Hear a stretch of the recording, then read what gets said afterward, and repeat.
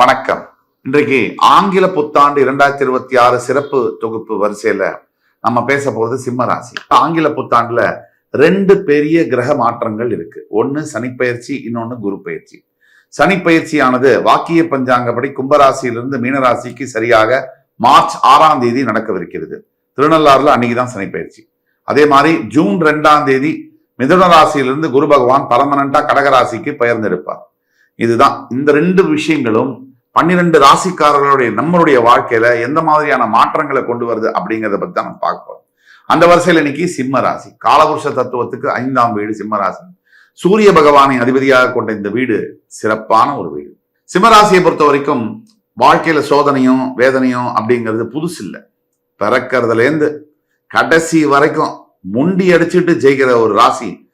என்ன வேணா நீ அடி, எவ்வளவு வேணா கஷ்டப்படுத்து, மறுபடியும் ஜெயிச்சு காமிப்பேன் அப்படின்னு சொன்னா அவர் சிம்மம் தான்.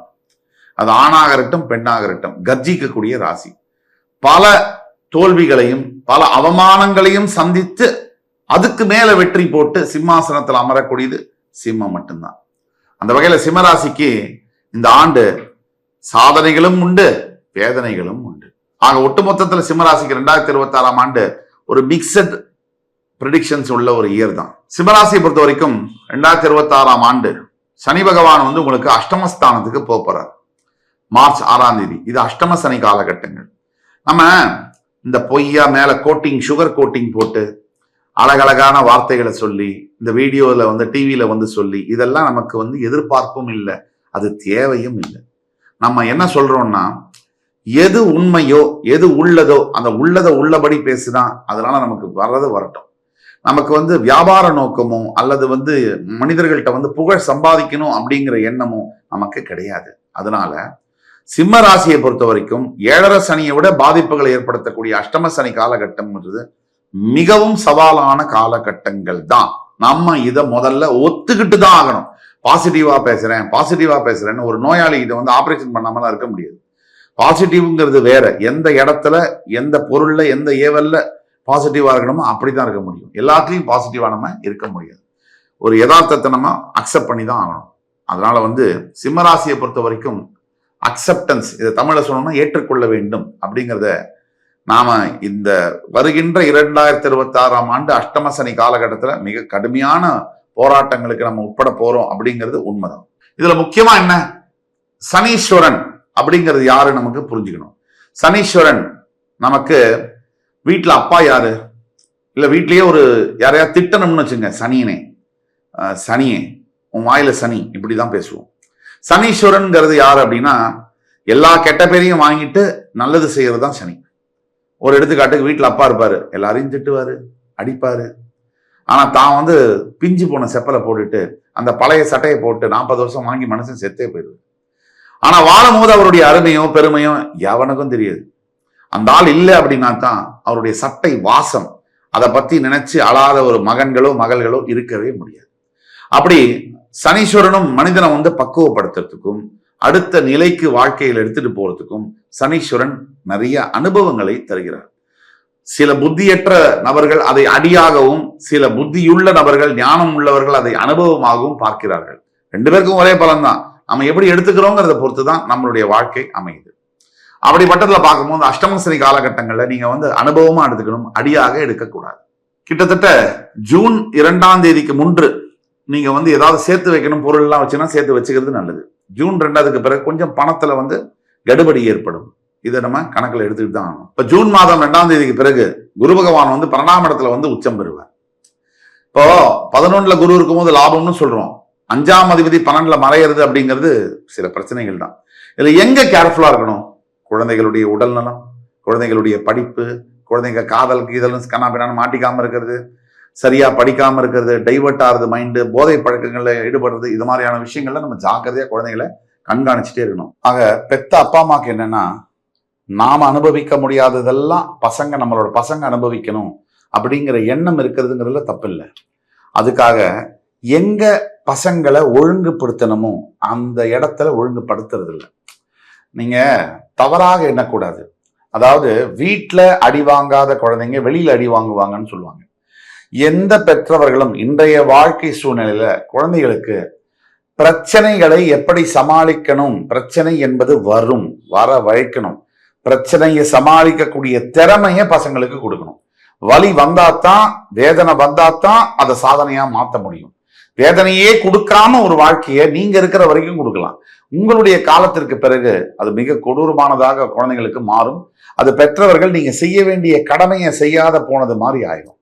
ஆக சிம்மராசிக்கு 5ஆம் இடத்துக்கு அதிபதி 12இல் மறைஞ்சு உச்சம் பெறுகிறார். அதனால குழந்தைகள் சமாச்சாரத்துல கேர்ஃபுல்லா இருக்க வேண்டிய அவசியம் உண்டு, எல்லா பெற்றோர்களுக்கும் உண்டு. அதாவது கையில பணம் இருக்கும். இந்த குரு பயிற்சி ஜூன் 2க்கு பிறகு கையில பணம் இருக்கும். ஆனா அந்த பணத்தினால ஏதாவது யூஸ் பண்ண முடியுமா, பெனிஃபிட்டா இருக்க முடியுமா? டெட் மணி என்று சொல்வதை போல அந்த பணம் சேமிப்புல தான் இருக்குமே தவிர அந்த பணத்தை அனுபவிக்க முடியாத ஒரு சூழ்நிலை இருக்கும். எந்த பணத்தையுமே அதே மாதிரி புதிதாக வரக்கூடிய பொருளாதாரமானது அதை சேமிச்சு வைக்கிறதுலையும் கூட சிக்கல்கள் வரக்கூடிய வாய்ப்புகள் உண்டு. என்னடா சிம்மத்துக்கு எல்லாமே இப்படி இருக்கே அப்படின்னா, உள்ளதை உள்ளபடி பேசினாதான் அந்த பிரச்சனையை நம்ம சமாளிக்க முடியும். எல்லாமே நல்லது எல்லாமே நல்லது அப்படி சொல்லிட்டே இருந்தா பிரச்சனை வந்தா அதை சமாளிக்கிறதுக்கு நம்ம ரெடியாக கூட இருக்க மாட்டோம். மனநிலைமை கூட அதுக்கு ரெடியா இருக்காது. இதுதான் முக்கிய காரணம். அதே சமயத்துல குரு பகவான் சிம்மத்துக்கு அஷ்டமாதிபதி, 8ஆம் அதிபதி, அவர் 12ல வருவது என்பது விபரீத ராஜயோகம். அந்த அடிப்படையில பாத்தீங்கன்னா அதுல எந்த ப்ராஃபிட் அப்படின்னு பாத்தீங்கன்னா ஃபாரின் எஜுகேஷன், ஃபாரின் மேரேஜ், ஃபாரின்ல செட்டில் ஆகக்கூடியது. எத்தனை பேர் இன்னைக்கு கோடிக்கணக்கான இந்தியர்கள் இந்த விசா ஆபீஸ் வாசல்ல கியூல நிக்கிறோம். நம்ம பாரத பிரதமர் ஒரு விஷயத்த உண்மையா தெளிவா தைரியமா ரொம்ப அசந்து போற மாதிரி ஒரு விஷயத்த சொன்னார். இதுவரைக்கும் எந்த பிரதமரும் சொல்லாத ஒரு விஷயத்த. அமெரிக்கர்களை, ஏன் வெளிநாட்டு வெஸ்டர்ன் கண்ட்ரீஸ்ல இருக்கக்கூடிய ஆளுமை தன்மை டெவலப்டு கண்ட்ரீஸ், வளர்ந்த நாடுகளில் உள்ள குடிமக்கள் நம்முடைய இந்தியன் எம்பசியில அந்த நாட்டுல கியூல இந்தியாவுக்கு எனக்கு விசா கிடைக்குமா அப்படின்னு நான் மாத்தி காட்டுறேன் அப்படின்னு சொன்னார். இந்த எண்ணம் வர்றதுக்கு நமக்கு ஒரு பெரிய இந்த மாதிரி ஒரு தலைவரை பெறுவதற்கு நாம் தவம் செய்திருக்க வேண்டும். இந்த எண்ணம் வர்றதுக்கே பெரிய விஷயம். ஏன்னா முதல்ல செய்யறமோ இல்லையோ அடுத்தது நல்லது செய்யணுங்கிற எண்ணம் வரணும். அது அடிப்படையில் இருக்கணும்.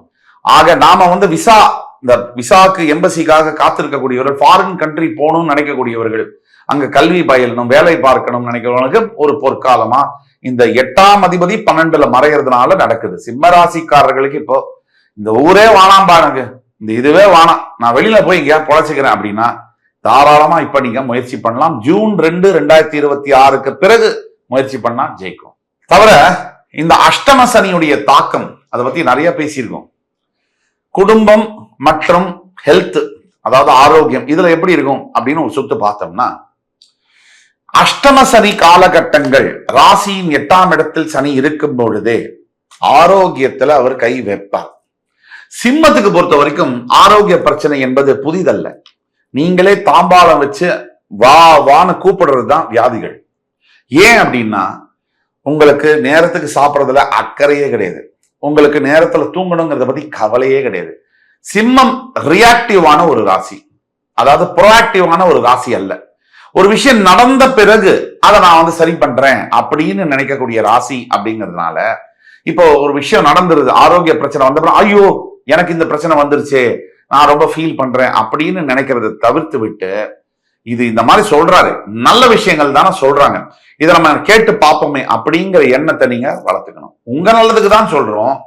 வருங்காலத்துல இந்த அஷ்டம சனி காலகட்டத்துல தவறான நேரத்துல சாப்பிடுறது தூங்குறத முதல்ல தவிர்க்கணும்.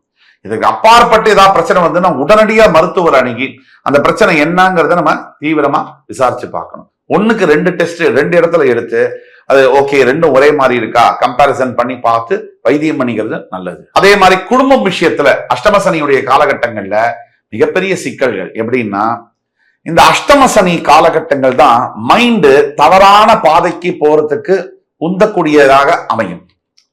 நல்ல ஒரு பாதையில நம்மளுடைய புத்தி வேலை செஞ்சுட்டு இருக்கிற இந்த நேரத்துல இந்த அஷ்டம சனி காலகட்டத்துல மைண்ட் தவறான பாதையில போகுது, முயற்சி பண்ணுது. எப்படின்னா தவறான முடிவுகளை சிந்திக்கிறது. எப்பவுமே ஹஸ்பண்ட் அண்ட் ஒய்ஃப்ல சண்டை நடக்குது. ஒரு நாள் அந்த கணவனுக்கு தோணுது, இன்னைக்கு சண்டை போட்டா இந்த வார்த்தையை சொன்னா இவளை சும்மா விடக்கூடாது, இவளை வீட்டை விட்டு வெளியில அனுப்பணும், இல்ல நாம வீட்டை விட்டு சொல்லாம கொள்ளாம வெளியில போகணும். இந்த சிந்தனை திடீர்னு ஏன் வரணும்? நேரம். விநாச காலே விபரீத புத்தி. நமக்கு நேரம் சரியில்லைன்னா நம்ம எண்ணங்களும் சரியா இல்லை. இதனால தான் எப்பவுமே நடக்கிற சண்டையில கூட ஒரு நாள் அந்த பிரிவு என்பது ஏற்பட்டு விவாகரத்து வரைக்கும் அதை தூக்கிட்டு போகுது. இதை நீங்க அலர்ட்டா புரிஞ்சுக்கணும். கான்சியஸா உங்களுக்கு இந்த அவேர்னஸ் இருக்கணும். நீங்க இது மாதிரி நமக்கு நேரம் சரியில்லை, இந்த நேரத்துல எவ்வளவு கோவம் வந்தாலும் ஒரு டம்ளர் தண்ணியை குடிச்சிட்டு நேரம் வெளியில வீட்டை விட்டு போயிட்டு 3 மணி நேரம் 4 மணி நேரம் சத்தம் இல்லாம படுத்துக்கிறது நல்லது. ஏன்னா ஏதாவது வாக்குவாதம் பண்ணா அது அப்படியே பெருசாயிட்டே போகும். சின்ன விஷயங்கள் தான் இன்றைய அளவுல குடும்பங்களை பிரிக்கிறது. பெரிய விஷயங்கள் அதை பத்தி யாரும் கண்டுக்கிறது இல்லை. சின்ன விஷயம், பெரிய விஷயங்கள்னா என்ன? குழந்தையுடைய எதிர்காலம், நம்ம பெத்த குழந்தைங்க, அதை பத்தி யாரும் கவலை இல்லை. நம்மளோட ஈகோ, நம்மளை இப்படி சொல்லலாமா, என்ன இப்படி பேசலாமா, இதுதான் முக்கியமா இருக்கு. இதை தவிர்த்து இந்த மாதிரி கஷ்ட காலகட்டங்கள்ல ஸ்ட்ராங்காவும் பொறுமையாவும் இருப்பது அவசியம். முக்கியமான ஒரு வேண்டுகோள், சிம்மராசி என்பர்கள் இந்த மாதிரி காலகட்டத்தில் அடுத்த ஆண்டு ஃபர்ஸ்ட் 5 மாசம், அடுத்தது ஜூன் 2ல இருந்து ஒரு 6-7 மாசம், இதுல எல்லா பொறுப்பையும் நீங்க முதல்ல ஏத்துக்க கூடாது. எது? ஜூன் 2க்கு பிறகு எல்லா பொறுப்பையும் தலை மேல போட்டுக்க கூடாது. அப்படி போட்டுக்கிட்டா அதுல சுமைகள் அதிகமாகி செய்ய முடியாத மாதிரியான, வாக்கு காப்பாற்ற முடியாத சூழ்நிலைகள் வரும். முதல் 5 மாசம் இந்த பிரச்சனை இல்லை, அடுத்த 7 மாசம் இந்த பிரச்சனை இருக்கு. இப்போ குரு ஜூன் 2க்கு பிறகு, அதாவது மிதுனத்திலிருந்து கடகத்துக்கு பெயர்ந்த பிறகு அவர் உங்களோட 4ஆம் இடம், 6ஆம் இடம், 8ஆம் இடத்தை பார்ப்பார். இந்த குரு பார்வை சிம்ம ராசியின் 4ஆம் இடத்து மேல விழும்போது, ராசியுடைய 4ஆம் இடத்துல விழும்போது பதவிகள்ல உயர்வு கிடைக்கக்கூடிய வாய்ப்புகள், அதாவது ப்ரமோஷன், அதாவது with incentive, bonus, salary structure, சம்பளமே உயர்வாகக்கூடிய வாய்ப்புகள்லாம் உண்டு. அது நல்லது தானே அப்படின்னு நினைச்சோம்னா அந்த காலகட்டத்துல அந்த நல்லதோட சேர்ந்து என்ன வருது அப்படின்னா, அந்த ப்ரமோஷனோட சேர்ந்து அதிக பலுவும் வரும், வேலைப்பாடும் வரும். அப்ப என்ன ஆகுதுன்னா அது சுமையாகவும் மாறும். உடம்புல மனசுல ஸ்ட்ரெஸ் அதிகப்படுத்தக்கூடிய வாய்ப்புகள் அதிகமாக இருக்கு. அப்படின்னா இது ப்ரமோஷன் வந்துருச்சேன்னு நினைச்சு சந்தோஷப்படுறதா, இல்ல இதுக்கு மேல தொல்லையும் பொறுப்பும் அதிகமாயிடுச்சேன்னு நினைச்சு கவலைப்படுறதா அப்படிங்கிறது நீங்க பாக்குற பார்வையை பொறுத்து இருக்கு. இந்த பிரச்சனை அத்தனையும் தற்காலிகம் தான். லாங் டேர்ம்ல, நீண்ட தூர பயணத்துல உங்களுக்கு இதெல்லாம் நல்லதா மாறும். அது வரைக்கும் உங்களுடைய பொறுமை என்பது அவசியம்.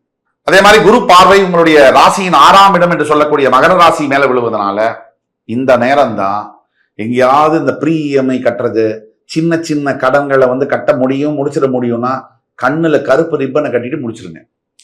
இதை தொடர்ந்து பண்ணால் மிகப்பெரிய பிரச்சனை. இதுதான் சான்ஸ். ஜூன் 2க்கு பிறகு தயவு கூர்ந்து சின்ன சின்ன கடன்கள் சின்ன சின்ன தொகையாக கொஞ்சம் கொஞ்சமா கட்டி முடிச்சிருங்க. கையில பைசா இருக்கேன்னு புதுசா ஏதாவது வாங்கலாமான்னு போகாதீங்க. அதெல்லாம் வேண்டி கேட்டுக்கிறோம். ஏன்னா இன்னைக்கு நம்மளை சுத்தி என்ன இருக்கு? விளம்பரங்கள் இருக்கு. நாம காசு சம்பாதிக்கிறோம் அப்படிங்கறத புரிஞ்சுக்கிட்டு நம்மளை சுத்தி நகை, துணி, போனு, அந்த கன்சியூமர் டியூரபிள் எதை ஆளால் நம்மளை என்ன அது பிச்சு பிச்சு திங்கிற மாதிரி நம்மளை சுத்தி விளம்பரங்கள் இருக்கு. அது அத்தனை விளம்பரங்களையும் நம்ம சபலப்படாம மனசை ஒருநிலைப்படுத்தி இததான் செய்யணும், லைஃப்ல இந்த பாதையில தான் செலவழிக்கணும் அப்படின்னு நம்ம புத்தி என்ன பண்றாங்க? பிரெயினை வாஷ் பண்ணிடுறாங்க. எப்படி பண்றாங்க? கண்ட்ரோல்ல எடுத்துக்கிறாங்க. இது நீ வாங்கிதான் ஆகணும், இந்த பணத்தை நீ இந்த இடத்துல போய் பார்த்துதான் ஆகணும், இந்த துணியை நீ வாங்கிதான் ஆகணும், இந்த ஷூவை நீ போட்டுதான் ஆகணும், இந்த ஹோட்டல்ல நீ சாப்பிட்டுதான் ஆகணும். இப்படி நம்மளை சுத்தி விளம்பரங்கள் நம்மள கொஞ்சம் கொஞ்சமா தின்னுகிட்டே இருக்கு. இந்த விளம்பரங்கள்ல இருந்து தப்பிச்சு நமக்கு எது தேவை, எது நீடு, வாண்ட் அப்படின்னா நமக்கு எல்லாமே வேணும் தான், ஆனா தேவை எது, அந்த வித்தியாசத்தை புரிந்து வாழ பழகிக்கொள்ள வேண்டும். வாழ்க்கை என்பது அனுபவிப்பதற்கே. ஆனா எல்லா நேரங்கள்லயும் எல்லா விஷயத்தையும் அனுபவிச்சுக்கிட்டே இருந்தோம்னா அதுவே மிகப்பெரிய ஆபத்து. அனுபவிக்கிறதுங்கிறது வாழ்க்கையில 20% இருக்கணும். 80% உழைப்பு, சிந்தனை, தெளிவான சிந்தனை, சாக்ரிஃபைஸ், ஆன்மீகம், பக்தி, இப்படி பல விஷயங்கள் இருக்கு. அனுபவிக்கணும், அது கொஞ்சம் அனுபவிச்சுக்கணும். எல்லாத்தையும் அனுபவிச்சா நாளைக்கு ஏதாவது பிரச்சனைன்னு வந்தா நம்ம ஒழிஞ்சிருவோம். இதை நினைவுல வச்சு செயல்படணும். அடுத்து உங்களுடைய 8ஆம் இடம் என்று சொல்லக்கூடிய மீனராசி, இதுதான் மிகப்பெரிய ஒரு டர்னிங் பாயிண்ட். அதாவது உங்களுக்கு அஷ்டம சனி, மீனத்துல சனி வந்ததுனால அஷ்டம சனி. அதுல பாருங்க, ஜூன் 2ஆம் தேதிக்கு பிறகு இந்த அஷ்டம சனியை குரு பகவான் பார்க்கிறார். ஒரு வருஷத்துக்கு குரு பகவான் பார்வையில இருக்கிறதுனால கரெக்டா உங்களுக்கு மார்ச் 6ல இருந்து ஜூன் 2 வரைக்கும் ரொம்ப கேர்ஃபுல்லா இருக்கணும். அஷ்டம சனியுடைய தாக்குதல் இருக்கும். ஜூன் 2க்கு பிறகு ஒரு வருஷத்துக்கு குரு பார்வை சனி மேல விழுகிறதுனால அந்த அஷ்டம சனி தாக்கம் என்பது இருக்காது. குரு பார்வை கோடி நன்மை. ஜூன் 2 மார்ச் 6ல இருந்து ஜூன் 2 வரைக்கும் கவனமாக இருக்கணும். ஜூன் 2க்கு பிறகு உங்களுக்கு இந்த குரு பார்வை விழுவதனால உங்களை யாரும் ஒண்ணும் பண்ண முடியாது. எல்லாத்தையும் குரு காப்பாத்துவார். இது எப்படின்னா, ஒரு பிரச்சனை வரும், வந்து அதுல இருந்து நீங்க மீண்டு வருவீங்க. பிரச்சனையே வராம இருக்கிறது. அஷ்டம சனி தன்னுடைய கர்மாவை செய்வார், என்ன பிரச்சனையை தருவார். ஆனா அந்த பிரச்சனையை வந்து குரு பகவான் உங்களை காப்பாத்தி கூட்டிட்டு வருவார். அந்த பிரச்சனையே உங்களுக்கு ஒரு பாசிட்டிவா, அதுல ஒரு லாபம் வரா மாதிரியான அமைப்பை குரு பகவான் ஏத்தி தருவார். எப்படின்னா, ஒரு வண்டியை ஓட்டிட்டே போறீங்க, உங்க வண்டி இன்னொரு வண்டி மேல சரியா ஒராசிருச்சு, ஒரு தகராறு நடக்குது. பாத்தீங்கன்னா அந்த எதிர்க்க வந்த வண்டி நபர் பெரிய ஒரு தொழிலதிபர், உங்களுக்கு ஒரு வேலையை போட்டு கொடுத்து, இது ஒன்றும் கவலைப்படாதீங்க, இப்படியா நீங்க இந்த வேலை செய்யறீங்களா அப்படின்னு அந்த விஷயமே நெகட்டிவான விஷயம் பாசிட்டிவா மாறக்கூடிய விஷயங்கள் நடக்கும். அதுதான் விபரீத ராஜயோகம். அதே மாதிரி கடனை வந்து அடைக்கிற நேரம் இது, கடன் எடுக்கிற நேரம் இல்லை. இது நல்ல கவனத்துல நீங்க வச்சுக்கணும். சனியுடைய தாக்கம் கொஞ்சம் இருக்கும். வெளியில தேவையில்லாம சுத்துறது, தேவையில்லாதவங்கள்ட்ட தேவையில்லாத விஷயங்களை போன்ல பேசிட்டே இருக்கிறது. இந்த போன்ல நம்ம நிறைய நேரம் பேசுறவங்களை நீங்க பாத்தீங்கன்னா அவங்க சிஇஓவாவோ பிசினஸ் பீப்புளாவோ இருக்கவே மாட்டாங்க. மிகப்பெரிய வியாபாரத்தை செய்யக்கூடியவர்கள், மிகப்பெரிய சாதனை புரியக்கூடிய சினிமா தொழிலில் இருப்பவர்கள், மிகப்பெரிய அரசியல் தலைவர்கள், இவங்களோட போன் கான்வர்சேஷன்லாம் நீங்க பாத்தீங்கன்னா ஒரு நிமிஷத்துல இருந்து 5 நிமிஷத்துக்கு மேல இருக்காது. இந்த ஒண்ணுமே இல்லாம வெட்டியா தெரியுறவங்களோட போன் கான்வர்சேஷனை பாத்தீங்கன்னா 250 நிமிஷம் 350 நிமிஷம். என்னடா பேசணும்னு கேட்டீங்கன்னா எதுவுமே தெரியாது. இதுவே அடையாளம். அதனால பேச்சை குறைச்சு செயலை அதிகப்படுத்த வேண்டிய நேரம் அஷ்டம சனி காலகட்டம். இந்த உறவுகள் பத்தி, திருமணம் பத்தி இதெல்லாம் எப்படி இருக்கும் அப்படின்னு பாத்தீங்கன்னா, அஷ்டம சனி காலகட்டத்துல கண்டிப்பா காதலை வந்து திருமணமா மாத்தக்கூடிய வேலைகள்லாம் செய்வார். அதுல சண்டைகளை உருவாக்குவார். அதுலதான் நமக்கு இழப்புகள்லாம் வரும். நம்ம அப்பா அம்மா அவமானப்படுறது, அவங்க அப்பா அம்மா அவமானப்படுறது, 2 பக்கமும் சண்டை பண்றது, இதெல்லாம் நடக்கும். இது காதல் திருமணமா மாறும். இங்கதான் கவனமாக இருக்கும். அதிகப்படியா வார்த்தையை விடுறது, அதிகப்படியா வந்து கோபப்படுறது, இதெல்லாம் எதிர்மறையான விளைவுகளை கொண்டு வரும். எந்த நிலையிலும் நம்முடைய கண்ட்ரோல், நம்மளுடைய சுய ஒழுக்கம், சுய கட்டுப்பாடு நம்ம கிட்ட இருந்தால் எந்த பிரச்சனையும் வரும், தாக்கும் நம்மள. ஆனா கொஞ்ச காலத்துல அதுவே விலகிடும். நாம குதிச்சு கலட்டாலாம் பண்ணோம்னா நம்ம வாழ்நாள் முழுவதும் அந்த பிரச்சனையுடைய பாதிப்பு நமக்கு வந்துட்டே இருக்கும். சொல்லிட்டே இருப்பாங்க, இப்படி பேசின இந்த சந்தர்ப்பத்துல, அது எதிராளியும் மறக்க மாட்டாங்க. அதே மாதிரி காதல்ல கூட நிறைய பிரச்சனைகள், மிஸ் அண்டர்ஸ்டாண்டிங், திருமண வாழ்க்கையில கருத்து வேறுபாடுகள்லாம் வருவதை எதிர்பார்த்துதான் ஆகணும். பொதுவா ஆண் சிம்மராசி என்பவர்களுக்கு இந்த நேரத்துலதான் ஒழுக்க கேடுகள் வரக்கூடிய வாய்ப்புகள் உண்டு. போதை பழக்க வழக்கங்கள், தவறான நண்பர்களுடன் ரொம்ப சேருவது, இங்கதான் நீங்க கேர்ஃபுல்லா இருக்கணும். ஒரு நாள் சுவைப்போம் என்று நினைத்தால் உயிரை சுவைக்கும் பொய்யில்லை, இதில் இன்பம் என்பது இழுக்காகும், நீ குளித்தால் கங்கை அழுக்காகும் அப்படிங்கிற வரிகள் நம்ம தலைவருடைய பாடல்ல வரக்கூடிய வரிகள். அதனால நம்ம வந்து எப்பவுமே போதை பழக்க வழக்கங்கள் எப்படி ஆரம்பிக்கிறாங்க, இன்னைக்கு ஒரு நாள் தானே, இது ஒரே ஒரு கிளாஸ் நான் குடிக்கிறேன், இந்த ஒரே ஒரு தடவை புகை பிடிக்கிறேன், அப்படிதான் ஆரம்பிக்கும்.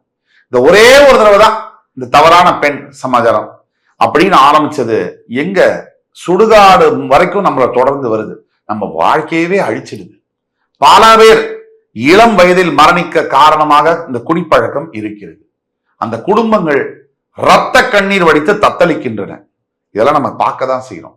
இத பொறுப்பான ஆண்கள், பொதுவா ஆண்கள் அதிகமாக இந்த குடிப்பழக்கம் இருப்பதனால அவங்க ஆண் சிம்ம ராசிகள் போதை பழக்க வழக்கங்கள் வரக்கூடிய வாய்ப்புகள் இருக்கிறதுனால தள்ளி நில்லுங்க. உயிரே போனாலும் மனக்குழப்பம், டென்ஷன், ஸ்ட்ரெஸ், மூளை வெடிச்சிடும் அப்படி இப்படிலாம் சொல்லுவாங்க. என்ன வெடிச்சாலும் பரவாயில்ல, கோவிலுக்கு போய் தியானம் பண்ணுங்க, 4 பேருக்கு நல்லதை செய்யுங்க, உங்க ஸ்ட்ரெஸ் குறையும். புரியுதுங்களா? நான் வந்து வாழ்க்கையை ஜாலியா இருக்கணும், என்ஜாய் பண்ண போறேன் நினைச்சீங்கன்னா அப்ப ஜாலியா இருக்கும், அதுக்கப்புறம் காலியா இருக்கும். இதை நீங்க கவனமா வச்சுக்கோங்க. ராகு பயிற்சி வேற இந்த வருகின்ற ஆங்கில புத்தாண்டோட இறுதியில வர்றதுனால இந்த சனி ராகுடைய தாக்குதல்கள் அதிகமாக இருக்கக்கூடிய வாய்ப்புகள் இருக்கு. ராகு வந்து சிம்மத்துக்கு 6ஆம் இடத்துக்கு வந்துடுவார். அதனால கொஞ்சம் ஜாக்கிரதையாக இருக்கணும். எப்பவுமே நீங்க வந்து கொஞ்சம் யோசிச்சு செயல்படணும். சிவன் வழிபாடு தான் முக்கியம் உங்களுக்கு. ஒவ்வொரு ஞாயிற்றுக்கிழமை தோறும் சிவன் வழிபாடு, சிவ ஆலயங்கள்ல நல்லெண்ணெய் தீபம் ஏற்றுவது, அதே மாதிரி தான தர்மங்கள், சிவபெருமானுக்கு பிடிச்சது, சனீஸ்வரனுக்கு பிடிச்சது, தர்ம காரகனுக்கு பிடிச்சது தர்மங்கள். அந்த தர்மம் உங்களால முடிஞ்ச உதவி, 4 உணவு பொட்டலம் கஷ்டப்படுறவங்களுக்கு கொடுங்க. இந்த தேவையில்லாத குடிப்பழக்கம் எவ்வளவோ செலவழிக்கிறீங்க, ஒரு 4 பேருக்கு ஒரு சாப்பாட்டுக்கு உதவி பண்ணா தப்பா ஐயா? அதை பண்ணுங்க. நிறைய நீங்க தான தர்மங்கள் உங்களுடைய வாழ்க்கையை அனுபவிக்கிற அதே நேரத்துல அதுல இருந்து ஒரு 100 ரூபாய் 30 ரூபாய் நல்லது செய்யுங்களேன். 70 ரூபாய் நீங்க என்ன விருப்பமோ செய்யுங்க. இதை செய்ய ஆரம்பிக்க உங்க வாழ்க்கையில எவ்வளவு மாற்றங்கள் வருது, எவ்வளவு சந்தோஷம் உள்ளுணர்வு வருதுன்றதை நீங்க பாருங்க. அடுத்தவங்களுக்கு நல்லது செஞ்சு அவங்க அதுல பயனடைஞ்சு சிரிக்கும் போது, அதை பார்க்கும் போது அந்த சிரிப்புல கண்டிப்பா நம்ம கடவுளை பார்க்க முடியும். இது சத்தியம். ஒரு தடவை முயற்சி பண்ணி பாருங்க. அதே மாதிரி சிம்மராசிக்காரர்கள் ஒரு நாக பிம்பத்தை வீட்டுல வச்சு பூஜை பண்றது இந்த ஆண்டு ரொம்ப நல்ல பலனை தரும்.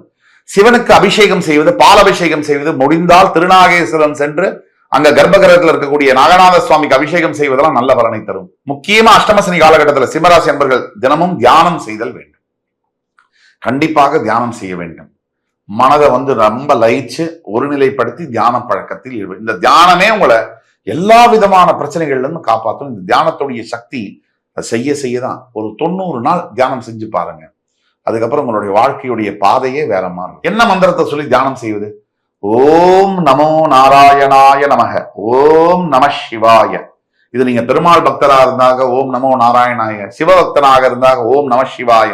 இதை செய்யுங்க போதும். பெரிய மந்திரங்கள் தெரியணுன்ற அவசியம் இல்லை. தெய்வத்தை உணரத்துக்கு நம்ம பக்தி தான் தேவையே தவிர மந்திரங்கள் அடுத்தபடி. நம்ம உண்மையான பக்தி இருந்தா கண்ணப்ப நாயனார் கூட 63 நாயன்மார்களை ஒருத்தர் ஆனார். அந்த மாதிரி ஆக முடியும். உண்மையான பக்தியை மட்டும்தான் கடவுள் ஏத்துக்கிறார். இப்போ ஒட்டுமொத்த பலன்கள் அப்படின்னு பார்க்கும்போது தொழில் வேலைகள்ல புதிய பலன்கள், அதாவது புதிய பொறுப்புகள், புதிய வேலை வாய்ப்புகள், பெரிய பொறுப்புகள், இதெல்லாம் நம்ம பார்க்கிறோம். வருமானம் அப்படின்னு பார்க்கும்போது வருமானம் அதிகமாக வருவது உண்டு. ஆனா சேமிப்பு என்பது குறையும், செலவுகள் அதிகமாகும். குடும்பம் அப்படின்னு பார்க்கும்போது நிறைய பொறுமைகள் இருக்க வேண்டும். அதே மாதிரி பொறுப்புகள் நிறைய சேரும். பொறுப்புகளோடு சில சிரமங்களும் வந்தாலும் பொறுத்து இருக்க வேண்டும். திருமணம், உறவுகள், இந்த மாதிரி விஷயங்கள்ல சோதனையான காலகட்டங்கள். எளிமையா பொறுமையா கடமையை செஞ்சா உங்களோட வாழ்க்கை நிம்மதியா இருக்கும். அது மாதிரி உறவுகள்லயும் அதே மாதிரிதான். கல்வி, அந்த மாதிரி விஷயங்கள்ல மேன்மை காணப்படும். நிறைய சிறந்த கல்வி, பிடிச்ச கல்வியை பிடிச்ச இடத்துல படிக்கக்கூடிய வாய்ப்புகள்லாம் கிடைக்கும். ஆரோக்கியத்துல பாத்தீங்கன்னா நரம்பு சம்பந்தப்பட்ட பிரச்சனைகள் வரக்கூடிய வாய்ப்பு உண்டு. சோர்வா இருக்கும் மனசும் சரி உடம்பும் சரி. ஆன்மீகத்துல பாத்தீங்கன்னா சனீஸ்வர பகவானை, ஈஸ்வர பகவானை வழிபட உங்களுடைய சக்தி என்னன்னு உங்களுக்கே தெரிய வரும். ஒட்டு மொத்தத்துல இந்த 2026ஆம் ஆண்டு சிம்மராசிக்கு முதல்ல சோதனை, பிறகு சாதனை. சோதனையை சந்திச்சாதான் சாதனை. அது இல்லைன்னா ஒண்ணுமே பண்ண முடியாது. யாரு கஷ்டப்படுறானோ அவனாலதான் மிகப்பெரிய விஷயங்களை சாதிக்க முடியுது. அதுல மாற்று கருத்து இருக்க முடியாது. ஆக சிம்மராசி சாதனைக்கு பெயர் போன உங்களுக்கு இது சொல்லி புரியணுங்கிற அவசியம் இல்லை, உங்களுக்கே தெரியும். அப்ப சிம்மராசி அன்பர்களுக்கு வருகின்ற ஆங்கில புத்தாண்டு அற்புதமான ஆண்டாக அமைய எல்லாம் வல்ல முருகப்பெருமானை வேண்டி அமைகிறேன். இந்த எபிசோடு உங்களுக்கு பிடிச்சிருக்கும்னு நம்புறேன். அடுத்து வரும் காணொலியில் வேறொரு சந்தர்ப்பத்தில் மறுபடி என் அருமை சிம்மராசி நேயர்களை சந்திக்கும் வரை உங்களிடமிருந்து விடைபெறுவது உங்கள் சுபாஷ் பாலகிருஷ்ணன். நன்றி, வணக்கம், வாழ்க வளமுடன்.